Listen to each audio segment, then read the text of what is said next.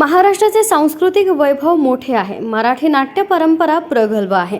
100व्या नाट्य संमेलनासाठी शासनानं 9,33,00,000 रुपयांचा भरीव निधी उपलब्ध करून दिला असून या माध्यमातून जिल्हा स्तरावर नाट्यसंस्कृती जोपासावी, मराठी नाट्य क्षेत्राला ऊर्जितावस्था आणण्यासाठी कटिबद्ध असलेल्याचे प्रतिपादन सांस्कृतिक कार्यमंत्री सुधीर मुनगंटीवार यांनी केले. 100व्या नाट्य संमेलनाच्या मुहूर्तमेढ कार्यक्रमाच्या अध्यक्षस्थानावरून ते बोलत होते.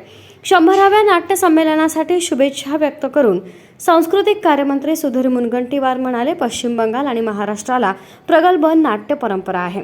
ही नाट्य संस्कृती रसिकांपर्यंत योग्य प्रकारे पोहोचवावी या नाट्य संमेलनाचा उद्दिष्ट आहे. मराठी रंगभूमी नाट्य संस्कृती जनतेच्या हृदयाच्या सिंहासनापर्यंत पूर्ण शक्तीने पोहोचवावी. शासन नाट्यकर्मींच्या पाठीशी आहे. दर्दी रसिकांच्या पाठिंब्यावर मराठी रंगभूमी 1000व्या नाट्य संमेलनाचा टप्पा गाठेल.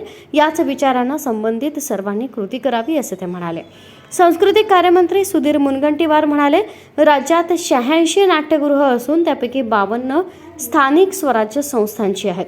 नगरविकास विभागाकडून सदर 52 नाट्यगृहांमध्ये सोयी सुविधा उपलब्ध करण्यासाठी प्रयत्नरत आहे. त्याचबरोबर राज्यात नवीन 75 सौर ऊर्जा वापरणारे अत्याधुनिक चित्र नाट्यमंदिरं उभारण्यासाठी मंजुरी प्राप्त असून नाट्यगृहांमध्ये कलाकार व रसिक प्रेक्षकांना अद्ययावत सोयी सुविधा उपलब्ध करून देण्यात येतील. तसंच हे नाट्यगृह अल्प दरात उपलब्ध करून देण्यात येतील असे ते म्हणाले. छत्रपती शिवाजी महाराजांच्या 350व्या राज्याभिषेकाचे औचित्य साधून राज्यातील सर्व जिल्ह्यात त्यांच्या जीवनावरील महानाट्य दाखवण्यात येणार आहे. सांगलीची नाट्य पंढरी अशी ओळख असून 100व्या नाट्य संमेलनाची मुहूर्तमेढ असल्याबद्दल स्वागत व शुभेच्छा व्यक्त करून पालकमंत्री डॉ. सुरेश खाडे म्हणाले की सध्या रंगभूमीसमोर इलेक्ट्रॉनिक व अन्य माध्यमांचं आव्हान उभं आहे. मात्र नाटकांची क्रेज पुन्हा निर्माण होणं आवश्यक आहे. सांस्कृतिक कार्य विभागाकडून नाट्य संमेलनासाठी भरीव निधी उपलब्ध करून देण्यात आला.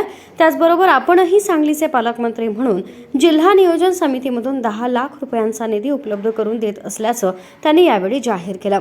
तसंच विष्णुदास भावे नाट्य विद्या मंदिरास CSR मधून वातानुकूलित यंत्रणेची सुविधा देण्यासाठी प्रयत्न करू असं ते म्हणाले.